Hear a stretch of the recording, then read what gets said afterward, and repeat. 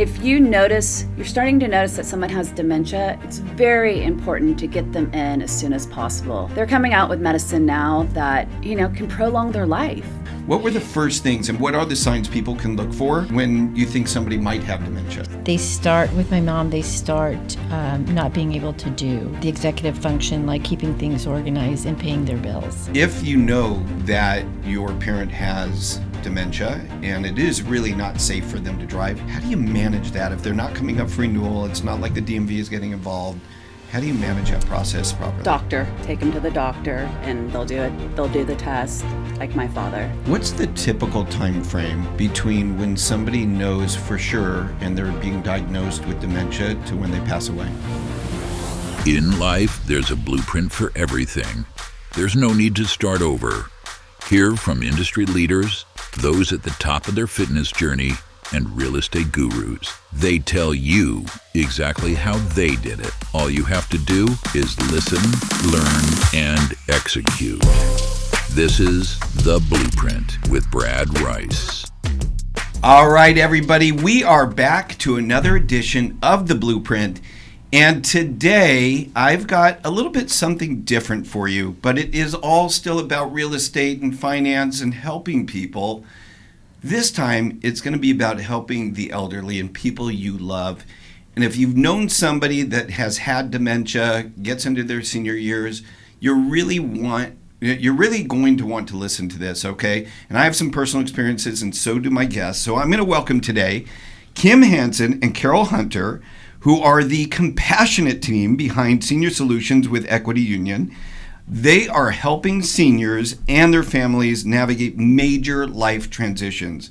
So let me tell you, they specialize in downsizing, decluttering, move management, and they're inspired by their own care for their own loved ones that had dementia. So we're going to talk a bit about that. They also work with a vetted group of professionals, and they serve as co-chairs on the Conejo Valley Walk to end Alzheimer's. And literally, they're just here to continue their mission of trust and helping people. And so welcome to you both. Thanks for joining me today. Thank you for having us. Yeah, for sure. Yeah. I was so excited to see you guys when you came in the office. You already knew somebody here. So let's see, Carol, you knew Caesar from with your kids from coaching and all that. My boys, right. Long time ago, right? 10 years, at least 10 years ago. Yeah. It's amazing. So that's what it is about being community, though, right? At some point or another, we only have a couple degrees of separation. Right. And so, we're in the mortgage business and you guys are somewhat in real estate. Mm-hmm. But, we tend to kind of walk in similar circles. So it was so cool to see. Yeah, especially and see me. You always bump into somebody you know. So that's right. But sometimes they don't know what we do, like Caesar. That's right. Right? Yeah. And so this will give you a forum to talk about that. So I'll tell you what, here's what happened. I think it was an email from you guys. Mm-hmm. It was just a random email. Mm-hmm. I'm on those lists because I'm in real estate. And it said a little bit about what you do. And the reason it resonated with me is not only because I went through this experience several years ago with my father, but I have friends that are going through it now. And so you guys recognize that we're called the sandwich generation, right? So we still have our kids that are formidable. I mean, mine are old enough, we're pretty much standing on their own. But in that generation where you're still kind of caring for your kids, but then your parents are getting older, and there's a lot to navigate there. And if you've never been through that process, the very first time is pretty difficult. So as I went through it, I was getting referrals of different people. Hey, talk to this advocate. I was fortunate that my mom was still really with it, and she did honestly the laboring oar for me. And like if it got to the point where my mom needed it, I'd have to start the process over. And so having an advocate like you guys that all have been through it, but also that's what you do is help people. I think that's hugely valuable. So I know that there'll be at least several people that I personally know that'll be watching this or listening to this that'll get a benefit out of what you'll share. So what I'd like you guys to talk about, and I don't care if it's Kim or Carol, whoever had the experience, or maybe both of you did, tell me about how dementia has impacted you. Well, I guess me first. Yeah. About 8 years ago, my mom was diagnosed, and I was tasked, I say. She lived with my brother. My brother passed, and so she lived in San Diego County. I had to move her up here. That was daunting because you don't know what you don't know. You're, like you said, until you're thrown into a situation, you don't know where to go, who to talk to, who to call for references, because there's a ton of us out there, but who do you trust? Yeah.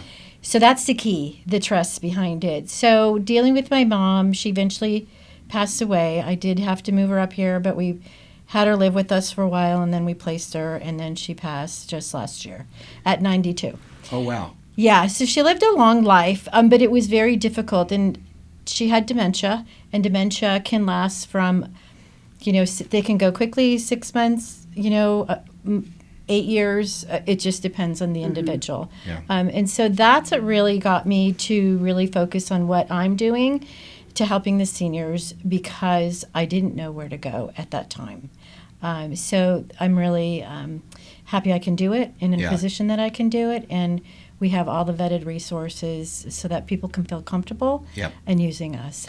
So let's drill down into that for a moment, because from the time you noticed your mom had dementia, and I want to talk about the signs of dementia, because as a personally related, I didn't know until I look back and I go, oh, this actually started a lot earlier than I imagined, because there are little things that start to happen, but in the regular course of life, you just, if you've never been through it before, which I had never, I never had a personal experience, you just blow it off like, no, Dad, that's not what happened. Like, they would remember things as if they were yesterday that were just crazy. And I remember, one thing in particular my dad said, and there were many, but this one really jumped out. He was talking to me how, his knee was bothering him, and it was just a couple weeks ago he was doing backflips. I'm like, Dad, you weren't doing backflips a couple weeks ago. What are you talking about? Like, that was kind of one of those things, and I thought he was kidding, and then I realized, wait a minute, he's being serious. Like, and then it was just a weird experience, but I blew it off, and we kept living, right? And that was probably several years before we realized, it was easily 2 or 3 years before we realized that he had dementia. So those were the beginning signs, and they would float in and out, right? So it wasn't consistent. So what were the first things, and what are the signs people can look for when you think somebody might have dementia? I'd say if you're considering joining the AmeriFund team, it's a really good idea. We as processors at AmeriFund Home Loans support the loan officers in every aspect of the loan once it comes into processing, because we want them out there marketing themselves and originating more loans and supporting more borrowers. Competitive commission plans are a given, and powerful technology is expected, but what truly sets us apart is our culture. We've built a solid support system for our loan officers. If you're interested in joining the AmeriFund team, go to amerifund.com/careers. So you're right on it. So you have the experience of knowing firsthand. Unfortunately, I lived up here in Ventura County, and I was raising my boys. And my mother lived in San Diego County with my brother.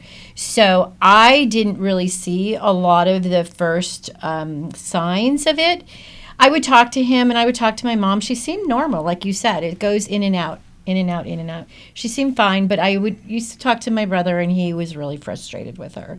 But I didn't see it. Yeah. And it wasn't until the advanced stages that I did. My brother passed away, and I saw it then, because I had to really visit her a lot more than I was visiting her, and then I saw those signs. But again, it's subtle. It's and maybe Kim can tell you, because Kim's dealing with it right now with her dad, and her dad's very young. Yeah, he's 74. Yep. He just got diagnosed, but this has been going on for at least, I would say, 10 years. I mean, he would get lost, and they finally just took his driver's license away. But his more is the short-term memory. He'll ask us the same thing over and over, but he could tell me everything from my childhood, from his childhood. It's just short-term. And it's frustrating because he's young, and he doesn't really, he knows that he's not remembering and stuff, but he still thinks, oh, I could go drive. It was a doctor. She just didn't like me, and stuff like that. But yeah, we've noticed it for a while. So you say that you noticed it for 10 years? About 10 years, yeah. So let's go back to, like, what are some of, whether it was with your father or not, what are some of the signs that somebody can use to recognize that there might be the onset of dementia? Well, what I noticed was one time he was going to my daughter's soccer game, and it was at Sinaloa. And he thought it was on the Easton. And we had told him specifically that it was at Sinaloa, and he drove to the Easton. So that was one of the first signs. But yeah, it comes in and out, you know? I mean, some days he's great. I mean, even now, like some days I'm like, wow, you know, he's doing good. Yeah. And then other days I'm like, okay, he asked my daughter if she's still in school. Like, are you still at San Diego? Yeah. No, I graduated. And he went to the graduation. So, yeah, I mean, it's just some days are better than others. And I see it progressing, definitely. And, you know, we had mentioned where they go to the doctor that we think he has, you know, dementia. And no, he's passed all the tests. He's passed, you know, they kept saying it. And then finally, oh, no, he has it. Yeah. A part of it is they start not being able to do the executive function, like keeping things organized and paying their bills. Yeah. My mom wasn't paying her bills, even though there was a stack of bills. Yeah. She wasn't paying the bills. So you start to notice that. And then just food that's in the refrigerator that's old, you know, stuff like that. And my aunt actually told me, which I was never aware of, that she got lost. She didn't know how to get back home that's from a the big mall. one. Huge. Huge. My brother had taken my dad on like a 3-day fishing trip out of San Diego. Yeah. And he drove down there, and I was like, okay, I wasn't for it, you know. Yeah. But he went down, ended up having sundowners on the boat, ended up getting lost driving back, and his phone was dead. So there was no way we could track him. And that was the start where I said to my brother, okay, if you want him to come down, you come pick him up. That's right. And you bring him down. And he has no business being on an overnight fishing boat. Yeah. You know, getting up and wandering around in the middle of the night. Super dangerous. Super dangerous. Yeah. So is it fair to say that some of the first signs are mismemory, where they're saying things that are like not really accurate, and then getting lost? Yes, right? definitely. You know, getting lost even with directions. And I know with my dad, he had navigation in his car, but he didn't use it. And I don't know how common that is with it, but it was like, Dad, why didn't you use a navigation? Well, I know where I'm going, right? And you're right. Yeah, there were times two that I can think of, you know, before he lost his license, or we handled that. That's another tough part. But where he was lost, and the highway patrol had to basically bring him home, guide him home. But when they would speak with him, it was like, no, he seemed normal, right? But he didn't know how to get home. Right. That's not normal, right? So my mother was still driving, and I think looking back Yeah. on things, again, I didn't live with her, or near her. She got an fender bender, and then she wasn't able to get her license back because she wasn't able to take the test because she probably couldn't study for it and recall short-term memory. Like I'm reading it, I have to remember it to take the test. So she never got her license back. So she stopped. She did that stop was actually a driving. blessing, right? Yes, definitely. So maybe we could talk about that for a minute, because you've probably had clients that are either going through this experience or ask you how to navigate it. If you know that your parent has dementia and it is really not safe for them to drive, how do you manage that? If they're not coming up for renewal, it's not like the DMV is getting involved. How do you manage that process properly? Doctor. Take them to the doctor, and they'll do it. They'll do the test, like my father. And There's the Highway Patrol offers a program free of charge for seniors that they're able to talk to them and test even them. if they don't have dementia, it's for seniors that just should not be driving. Interesting. Yes, and we hope to put a seminar on about that with the Highway Patrol. But it's interesting. There's other services that offer testing, but it's very expensive for a senior. Yeah. And you could go that route as well. But the Highway Patrol is a very good source to go to be able to test your. And do you find then through that process when you do, because that's interesting, I didn't know the Highway Patrol would do that, but let's say that they go through that process with the Highway Patrol, and I'd like to learn what that is. At the end of that, are they the ones telling them, hey, you can't drive anymore? Like, because that process of actually saying you can't drive anymore is the toughest part of it, because that's their freedom is gone. And they get very fixated on that. And at least my dad got very angry about it. And so by removing the kind of local, family having to handle it, because they get really upset, that third party, do they get involved and they actually have that conversation, and do they pull the license? I don't believe they pull the license. I think it would have to, I'm not 100% sure, but I would think it would have to go Through the DMV. Through the DMV, having the doctor write a note, because that's usually what they do when they get dementia. The doctors will analyze them, or do their Give them a test, and then they'll go and they send it into the DMV. The DMV takes their license. Got it. Yeah. Okay, but you don't know if the highway patrol goes through that same process? I don't know. Got That'd it. be a good thing to find out. But Okay. yeah, maybe they give a recommendation to the family, and the family brings it to the doctor. I see. Possibly. Okay. Yeah, we know they offer the service. Haven't gone through it yet. Okay. All right, let's change gears for a minute. You guys do something called Compassion in Action, right?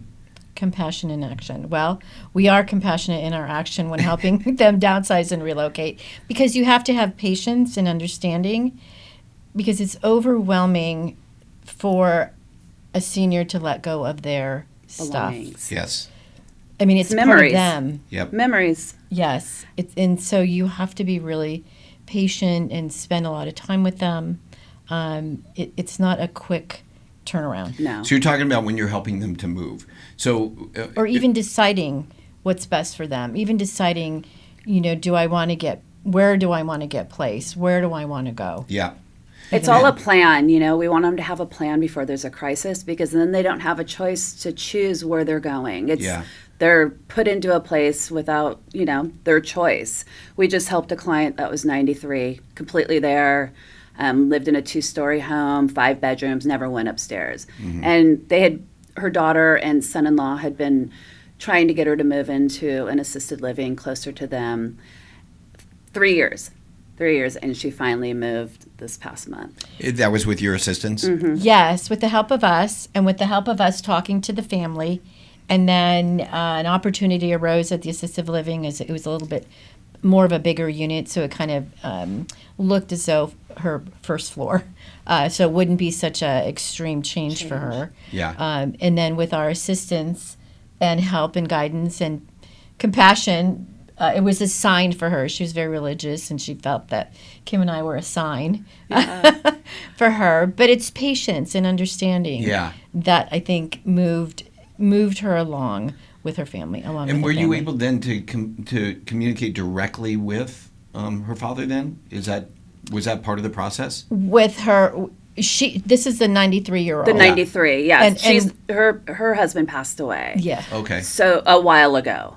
And so it was her daughter and son-in-law that really wanted her to move closer, because the alarm would go off, and to get from Moore Park to Newbury Park, it's not far, but if there's an emergency, it is far. Sure, absolutely. So we're communicating with the whole family. Got it. We involve the whole family. Okay. We want and you build a relationship with the whole family. with the parent that has dementia or needs and because help. she was all there, we really worked with her a lot. But then also we were on a text with everyone. And she texts us.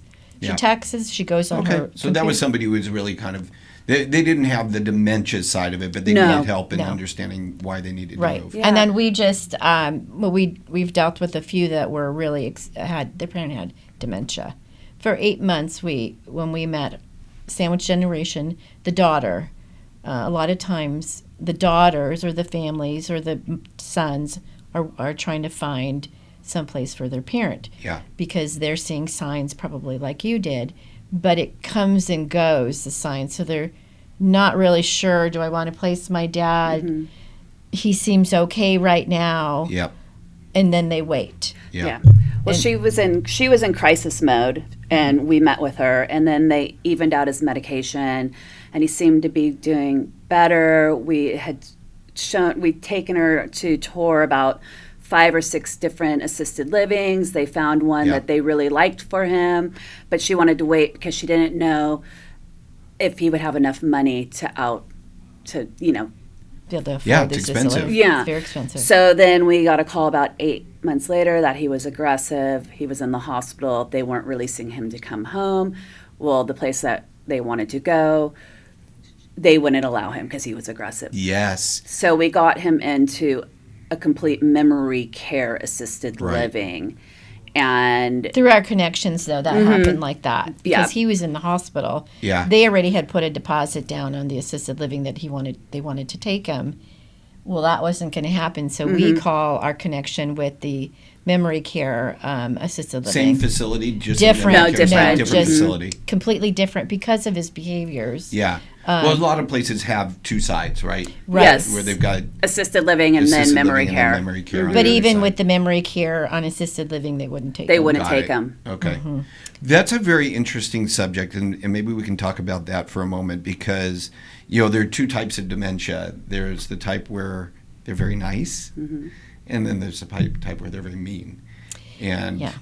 I had the latter, so my dad became pretty aggressive and mean. So did I. And that placement, first of all, was very difficult to say, hey, this is a place you need to move into. It was a very difficult process. He Yes. did not want to do it. He did not want to move. The whole possession thing, all his stuff, all that sort of thing as well. He was asking to move in with me. I'm like, Dad, we can't do that. There was other things that were discussed. Ultimately, we somewhat, I don't want to say tricked him, but we convinced him to just come take a look, right? And he wouldn't go inside. And because of that, the facility called the police. The police showed up because he said, and we're outside the facility, basically kind of parked in the street, and he's being belligerent and angry, and the police came, and they were fantastic. And this was in like Camarillo, Oxnard area. The police were really patient and really great. But the facility was like adamant they weren't going to let him in. And we're like, we finally have him here. Right. Like, we can't just take him back. I couldn't take him back. We already had full-time live-in care. Like, they weren't, and he was being mean to them. Like, it was not working. It was really tough on my mom, who's Right. all there. And I was like, I was really in a panic while I'm there. I'm trying to call the head of the company to get some help. And the guy who ran the operation there, or the manager that ran the operation, was not nice. Right. And he didn't want to let him in. Yeah. And so it sounds like you may have some experience with that. Well, but my if somebody's experience- going through that, how do they navigate that part of it? That's very difficult. It is. Because the only thing, and I don't know if this is what you went through, the only thing that they can do at that point is their parent is going to have to be admitted to a psych unit. And it's typical for a lot of the dementia patients. And once they're in the psych unit, then the doctors work with them to come up with a drug cocktail that would be able to mellow them out. Even their meds. Yeah. And because what they're going through at the time with dementia is kind of a phase. It's the advancement of the dementia. Yeah. And so this time shall pass, but it could take a while. And so the meds have to constantly be worked on to determine what's going to work for them. And the only thing I can recommend for someone like that, and I see it, we're on Facebook moms clubs, and there's people that are asking these questions about drugs. My dad has dementia. He's having some outbursts. What's a good drug? And it's so sad because there's not just one drug. Yeah. And no person is the same. It's a cocktail, and they would have to be admitted into the psych unit for elderly. It's just specific elderly people. And then what you would have to do at the time is you would have to tell the hospital that you cannot take your parent back because there is no one there to be able to watch them because they need 24/7 care. Right. They need to be watched 24/7. And so at that time, then the hospital would then work with you as a family to help place them. Are these do all hospitals have this ability? No, it's only the ones that offer the psych units. Got it. So if somebody, let's say, has an HMO, like a Kaiser, is that? Oh, God. Yeah, I'm not sure. I'm sure Kaiser has their own 'Cause they have- psych units. maybe, which would probably be in their main hospitals in Sunset Hills. Woodland Hills. Yeah. Okay. But I know Verdugo Hills, because my mom went to Verdugo in, where is that, La Crescenta up there. And then, I don't know a lot of them around, but that's what would have to happen. But those are things that you guys can also help navigate. Yes.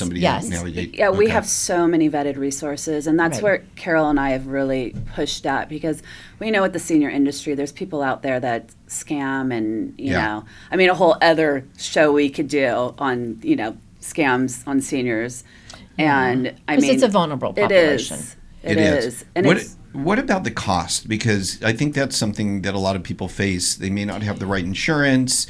They don't have long-term care. Yes. And now they're faced with, I've got, this parent at home that can't be there anymore, can't drive, has to be watched 24/7, really needs to go somewhere, but I have no money. I can't afford it. And so what are the options for somebody like that?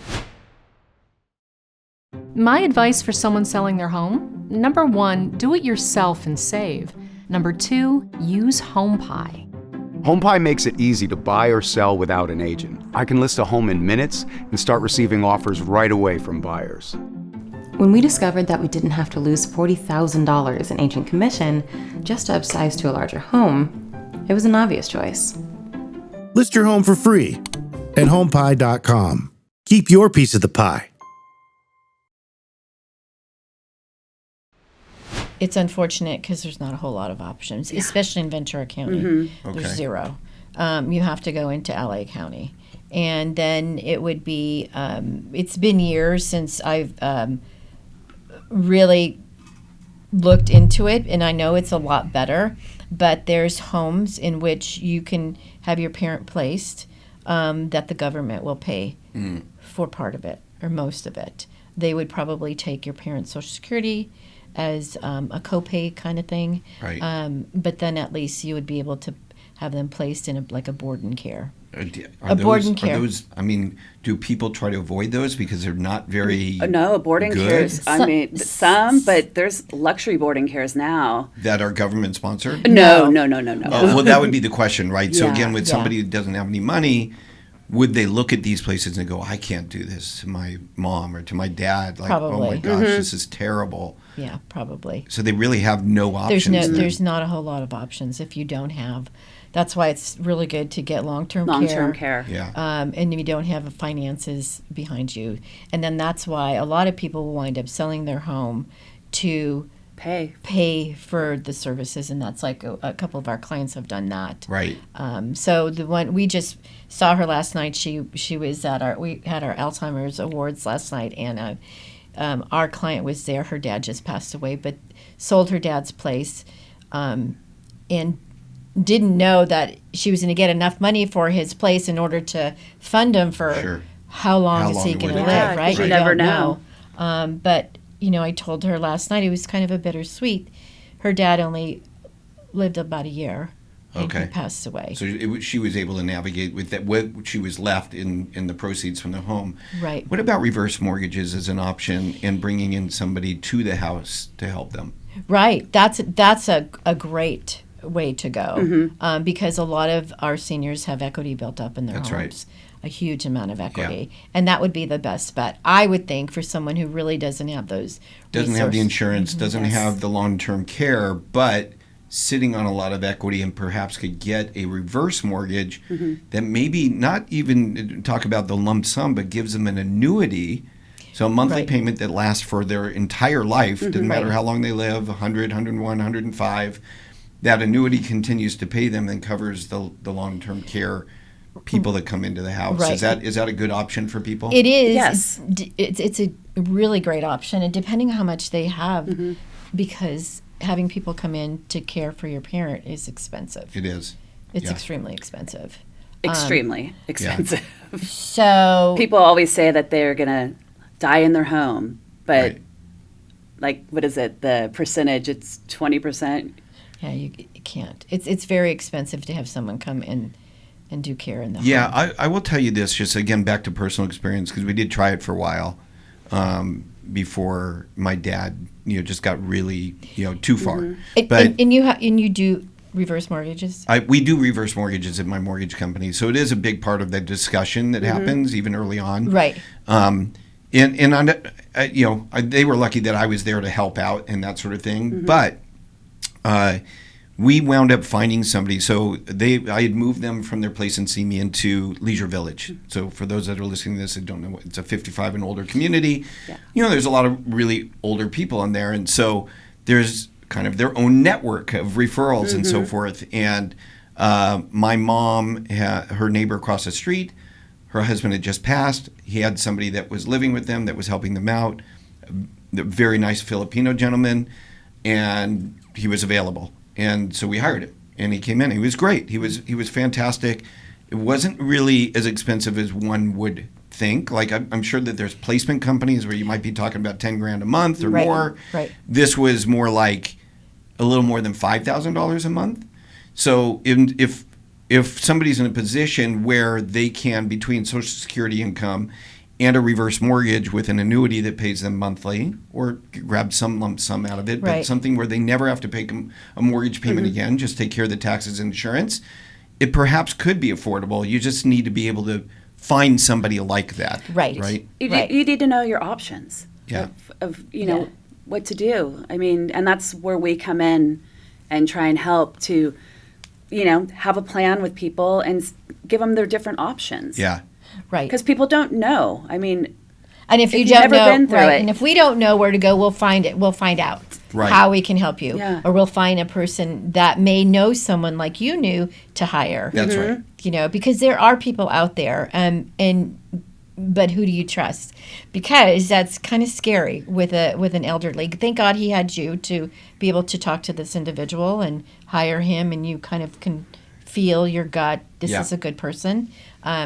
So that's huge. But there are people out there that can do that. Well, I love the fact that you can help somebody navigate that, because with everything else going on in their own personal lives, along with the emotional side of this thing, you really do need an advocate that can help you navigate this whole thing. So can you tell us what the process is? So if somebody realizes their parent needs some help, they have dementia, they're at that point where they're just lost, they don't know next steps, and they want to reach out to you, what does that look like? What are the steps? Call us. Text us. The first thing is to reach out. I remember talking to a gal that was a referral from one of our clients, and she said, I don't know if I should reach out. I don't know what to ask. I said, and I don't know if I'm doing the right thing. I said, well, first of all, you're doing the right thing because you've reached out. And, we can help you with this, this, and this. And sometimes, again, they don't want to move forward because they don't think that they're ready yet. Yeah. Because my parent is not that bad yet. But I've been through it, like you've been through it, and Kim's going through it. And maybe they're not ready yet, but let's talk about it. Let's have you look at a few things. Places, where are you financially? Do you have a trust? Does your parent have a trust? Do they own property? Do they not own property? Let's talk about all of that so that you know where you're going to be when you need it. I'm glad you said that, because so it sounds to me like, obviously, first steps, get in touch with you. And then you lay out all the options. But one of the things people don't think about, not only may be early in the process, but when it does happen, it happens quickly. Like it may feel like you're fine now because it comes in and out, and then all of a sudden one day it just never leaves. So having that preparation, but before it gets to that point, especially if the parent has some assets, even if it's not a lot, having them be coherent to put you in charge of those saves a ton of heartache at the end. So again, this is you guys being professional, being gone through this. Kind of the things, the check boxes you have to go through to make sure to make it easier. For those that don't do that, it becomes highly complex. Right. And you don't want the state controlling their assets. No. And a lot of people don't have a trust. A lot of people don't have a trust. We just got a trust, my husband and I. I just finally said, you know what, we have to do it. What if something happens? You just have to, and a lot of people don't believe in it, or they don't want to pay. It's expensive.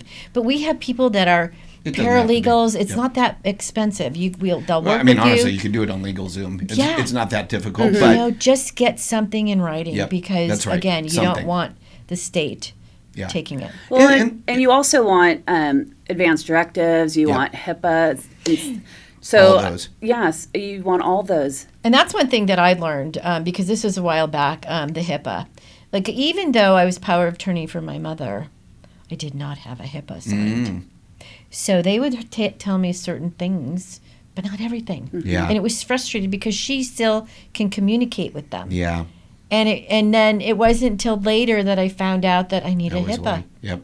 Yeah. It doesn't matter if you have a power of attorney. Yeah, you need it's a so HIPAA. interesting. So again, this knowledge is super powerful because I just did that with my mom. Again, my mom's awesome because she's very coherent. She's 86 and she maps everything out. She presented me with it, said, "Hey, we need to fill this out." Okay, I came over, I helped her do it, but yeah, I didn't even think about that. She was the one that brought that up. So these are again these check boxes, right? Right. So somebody contacts you, hey, might be having an issue, guys. Could be early on. Just if you see some signs, getting lost, their memory not being perfect, saying things that don't sound just right. Short-term memory loss, asking the questions over and over again, that type of thing. So if you start to see these things, the best thing to do is begin to understand the process and begin to go through what your process is, hey, do you have this? Do you have advanced directives? Do you have, what do the assets look like? What are the options? Just begin it. You may not be ready. Right. Yeah. And that's fine. And that's okay. But the sign will come and then you'll be prepared. And it won't be overwhelming. Yeah. So I love that process. And that's why we say with patience and honesty, that's how we work. Because we have a real estate license, but that's not the end. It's the end game for us, but it's not the thing that's going to motivate us and make us work for you. Our motivation is helping you plan and get those referrals in place and get everything in place because you're going to need us at one time if you have property. If you do, even if you don't. We helped a client move, didn't have property. One of her daughters lived in Paris, the other one lived on the East Coast. And we helped her move from Ventura down into Agora. And she didn't have property, and her daughters didn't really want to deal with it. So I want to understand this because I hadn't gotten to this point yet, but are you guys not charging for this service? No. So, okay, so your life is as a real estate agent, and let's just say 7 times out of 10, somebody along this process also needs to sell real estate. And so you're doing this anyway, and you're part of that process. You become a trusted friend and part of the family even because you're talking to everybody, and so it's a no-brainer. Of course, they would hire you to sell their property, but you're also saying, on the other hand, like we even help people that don't have properties because we know what they're going through. Right. I think that's fantastic. Yeah. And look, from a purely a business perspective, because I want people to really understand this. Like it's not like you guys are being completely altruistic. Like you have to live also, and you have to make money. But the altruistic side is you're truly helping people, and the benefit is if you're comfortable, you don't have to hire you. You can hire anybody you want for a real estate agent, but if you build that comfort, that's what you want. And you guys have that experience on top of it. And believe me, there's only about 3% of real estate agents that are experienced. Trust me, most of them are not. They're terrible. We've talked about this many times on the podcast. It doesn't take much to get your real estate license. Well, and that's why we like to say we're senior solutions, because real estate agents have a bad name, and we have our license, but we are good people. That's right. We know what to do. We have vetted resources. Again, you don't have to have a property for us to help you. We will help you. I think this is awesome. Like honestly, again, guys, me having navigated this myself, and it wasn't that long ago. It was just a few years ago. I know how valuable that is, and I had spoken to consultants. And frankly, the consultants that are out there that think this is their job, those can be expensive. Now, some of them get paid by the services where they place you. And so now you're talking about, now you're wondering, well, wait, how much would it be if I went direct and I'm not going through this person? They're telling me I'm getting a discount, but they're getting paid by them. Am I really getting a discount, or could I get a better deal if I go? So these are thought processes people go through. Right. So understanding that you guys are doing this, just you've got the resources. So if somebody's in, is it all of Ventura County? We just actually, I mean, we've gone to San Diego. We just moved a client from Bakersfield this past weekend. Okay. To So Southern Oxnard, California, let's Southern say. California. Yeah, we can make it work. You know? So I would say this is a real big advantage, Right. guys. And you're all going to need, if you're going through this, most of you, your parents own a property. That's just a fact. You're going to need this service anyway. And so why not have somebody that helps you with the conversations that have to take place? The packing of things. Trust me, guys, when you go through this and you're trying to pack a home to move and they've had things for 60 years, oh, I need that. And you're like, what do you need this? What do you need this cup for? You haven't used this cup. It's been in the back of the cabinet here for 40 years. You've never seen it. And they don't want to get rid of it. And they're like, I need that. Don't. But the key is to have, okay, this is your keep stack. Or take your little stickers, your colored stickers, and you put it on what you want. And then when they find out where they're going, you get the floor plan from the place that they're moving. And we have a company that we use that is amazing, and they're with NASM, the National Association of Senior Move Managers. Insured. They're insured. And they're so reasonable. They'll work with you. They do an online estate sale.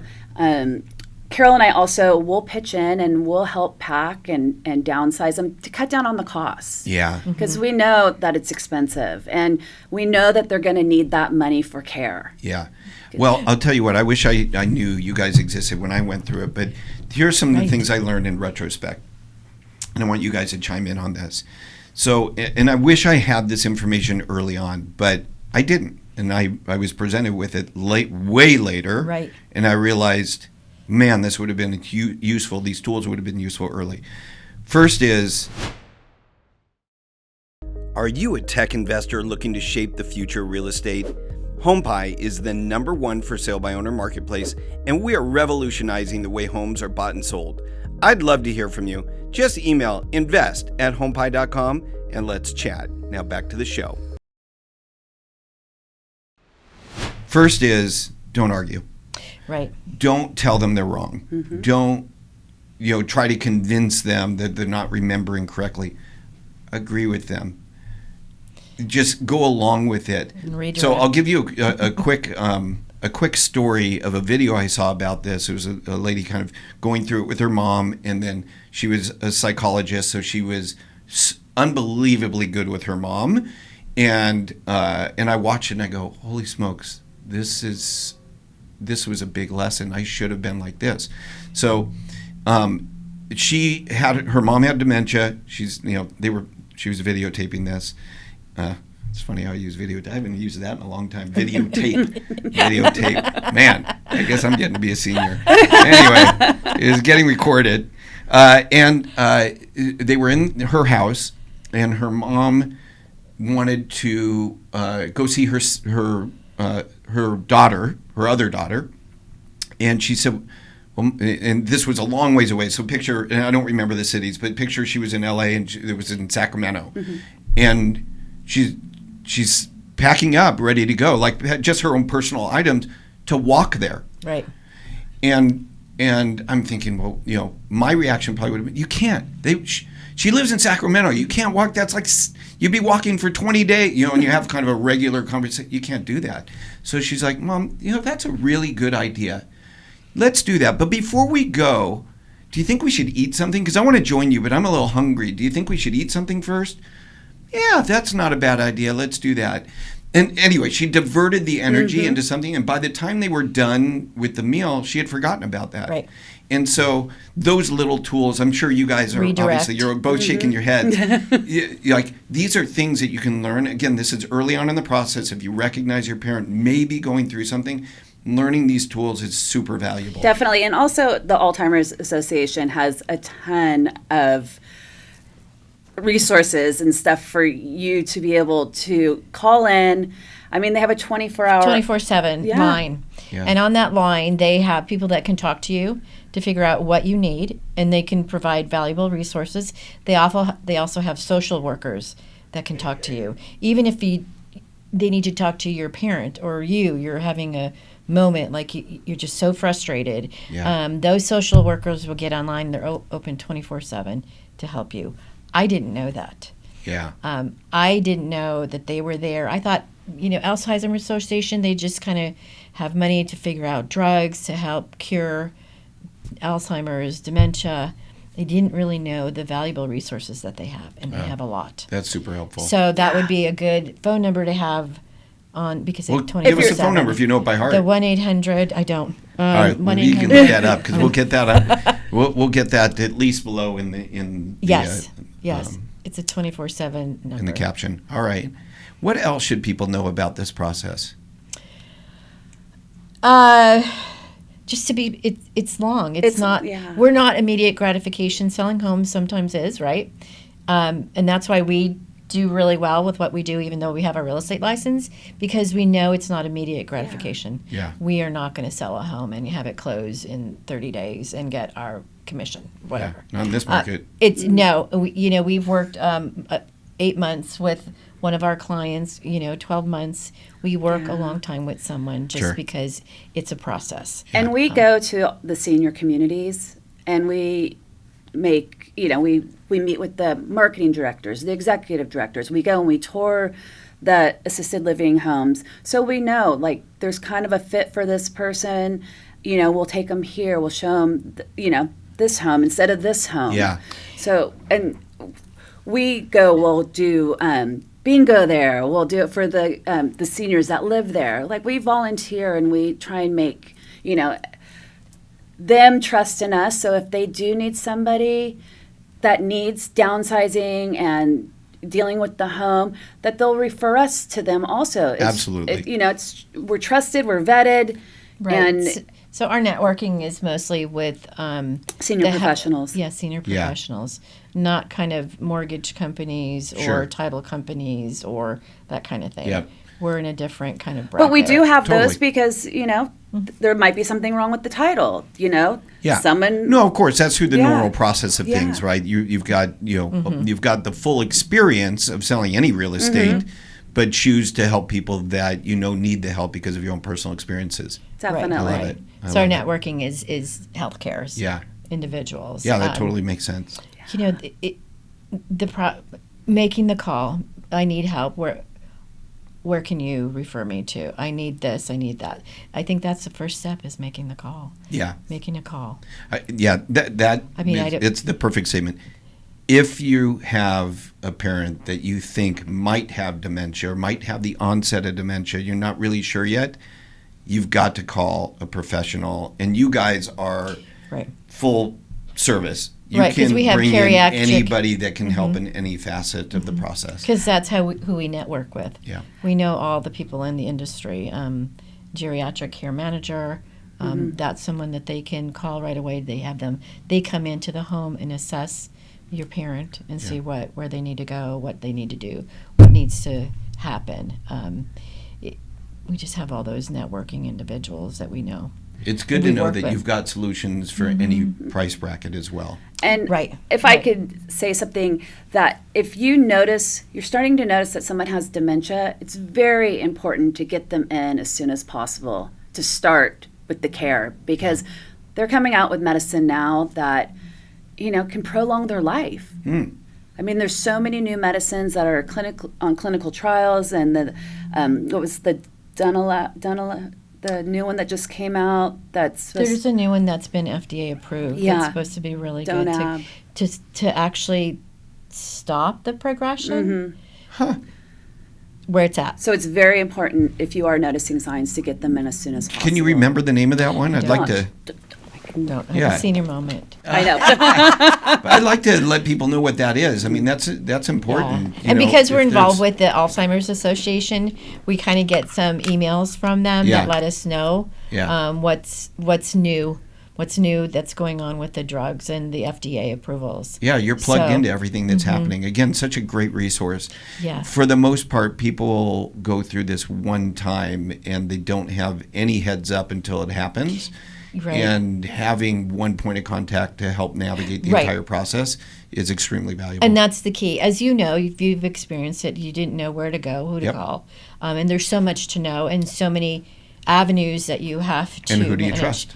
And who do you trust? Yeah. And that's a big one. And that's a huge one. You know, that's a big one because there's we've heard stories. So it's Kisunla,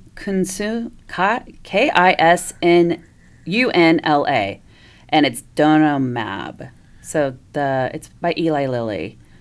Kisunla or something yeah, like that? Kisunla. Okay. So, guys, there are new drugs that are out to help people with dementia, to prolong it, to stop it from progressing. And one of those is Kisunla? Yeah, Kisunla. Something like that. So, hey, if you're listening to this and you think that there's something that might be able to help, ask your doctor about that. Ask your doctor. Awesome. What else should people know about you guys?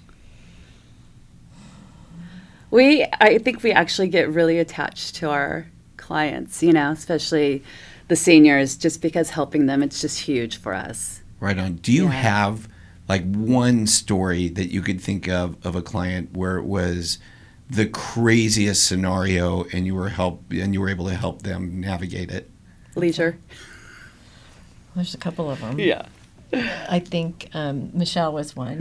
Mm-hmm. Tell us that story. Well, she's the one we worked with for 8 months, and she just had a child, and she was taking care of her dad, and so the sandwich generation. You think your children are a little bit older, but her son was 4, and she's trying to manage her dad in Riverside County, and again, not knowing anything. Wanting to wait, and then we met her on a crisis mode. 8 months went by, and then met her, hooked up again on a crisis mode and placed her. But she was very emotional about the whole. So tell me the details of it, though. Was the parent super aggressive? Yeah. Were they aggressive with you guys? No. Have you ever had that happen? No. Huh. No, but we have gone into the communities where, we've toured, and this is where, so Silverado, we'll have to give them a good plug. They're assisted living memory care. They're memory care. All memory care. All they memory don't have. care. And so when you go into a community like that, it's kind of scary because the residents are advanced, and they will come up and stand. Yeah.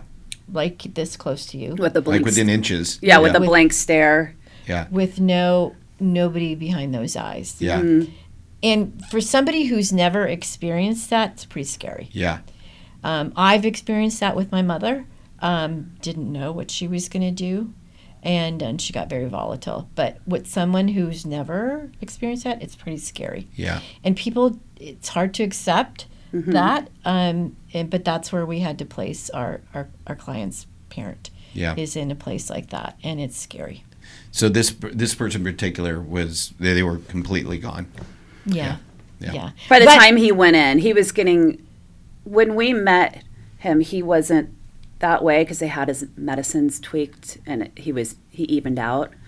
But then when the medicines weren't working, then he got volatile, and then that's when they wouldn't take him in at the one assisted living memory care place that she decided on, and we had to put him into. Well, thank God, Silverado accepted him. Right, and Silverado has a Nexus. It's called Nexum. I think it's Nexus program in which they work with the dementia patient, and they help them. And he actually, and then of course with the drug cocktails that they come up with, they actually helped him mellow out a little bit, where she was actually able to take him out for lunch with her and her son, and but it's very expensive. Yeah.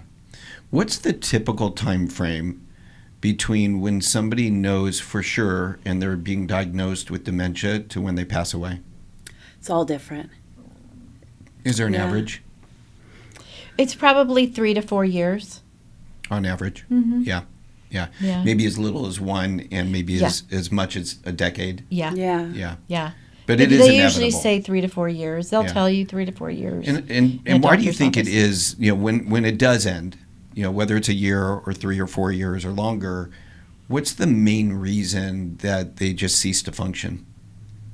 Because your brain is shutting down. It just doesn't tell your body what to do anymore. Okay. Like stopping eating would be one of those? That's like the number one sign is when you stop eating. That's what happened with my mom. Yeah. Is when they stop eating. Yeah, same with my father. It's huge. Yeah. And so the brain is no longer functioning. Yeah. To keep your body going. That's right. And everything starts shutting down. So it really is when they get that lack of appetite and then they stop eating and they don't have that internal mechanism that says, hey, you need food to live, that's really the beginning of the end. And it happens pretty quickly. And it happens quickly. Yeah. So I was just at my doctor, and they have a blood test that you can take to see if you have a gene that you might get Alzheimer's. If you have a tendency for having Alzheimer's, but not dementia. Dementia, Alzheimer's, Well, Alzheimer's. Yeah, let's go there. It's complicated. Yes. What is the difference between Alzheimer's and dementia? Alzheimer's is the umbrella of all dementia. Yeah. So it's Alzheimer's at the top, but it's dementia, and then all the different all the different bodies, dementias, yeah. Vascular dementia, Parkinson's. It's an umbrella of all those. Because a lot of people who have dementia get Parkinson's also. I didn't know that. And if you have dementia, you may not have Alzheimer's. Ah, okay. It's confusing. It is confusing. I always wondered that because how do you tell the difference between one or the other? I don't know personally. Okay. I don't know personally. Because sometimes I think I want to know. Yeah, the Alzheimer's may not be. I think the difference is when the onset of something. Like, was it short-term memory that you saw right away? And it may not be that. It may be that they had that they were able to remember, but something else started affecting them, like their walk or their ability to manage their. Yeah, it could be something different, like their gait. Yeah, their gait. So let's do this. Let's see how good chat is. Oh, with I this love question. ChatGPT. Yeah. Okay, love it. What is the difference between Alzheimer's and dementia? Give me a quick summary, not more than a 30-second read. All right, let's see what it says. It's thinking. I've had this question for a long time, but just never asked it. Dementia is a broad term for the decline in memory, thinking, and daily functioning severe enough to interfere with life. It isn't one specific disease, it's a category of symptoms. Alzheimer's is the most common type of dementia and is a specific progressive brain disease. It starts with memory loss and gradually affects reasoning, behavior, and the ability to perform daily tasks. In short, dementia is the symptoms, Alzheimer is the disease that causes those symptoms. So that's what you're saying, the umbrella. Alzheimer's is the umbrella. It's the umbrella, it's the top, and then it trickles down to all these different. So the reality is anybody with dementia really has a form of Alzheimer's. Okay. Yeah. Well, guys, thank you so much for joining me today. Thank you for having us. I learned a lot, and I think you guys are a great resource. And so for those that are listening to this, that it's affecting their life, which I imagine will be a big portion of them, how would they reach you to get help? Our email is carol.kim@equityunion.com. And my number is area code 805-908-1622. And mine is 310-650-2155. All right. And that was Carol talking. Then Kim's phone number was the last part. Yes. If you're just listening to this. So thanks again, guys, for joining us. All right, everybody. That was another edition of The Blueprint. A little different, I have to admit. But look, when you get to be in your 40s and in your 50s, chances are 8 times out of 10 you're going to experience this and you're going to have to deal with it. So I really wanted to bring it to your attention. If you're in Southern California and you know somebody or you are yourself beginning to go through this and you want some help, I highly recommend you reach out to these two. Carol and Kim are true pros. They're great people, and they will help you. Once again, if you like what you heard or watched, like, subscribe, share. All these help our channel grow, and we really appreciate you. We'll see you next time on The Blueprint.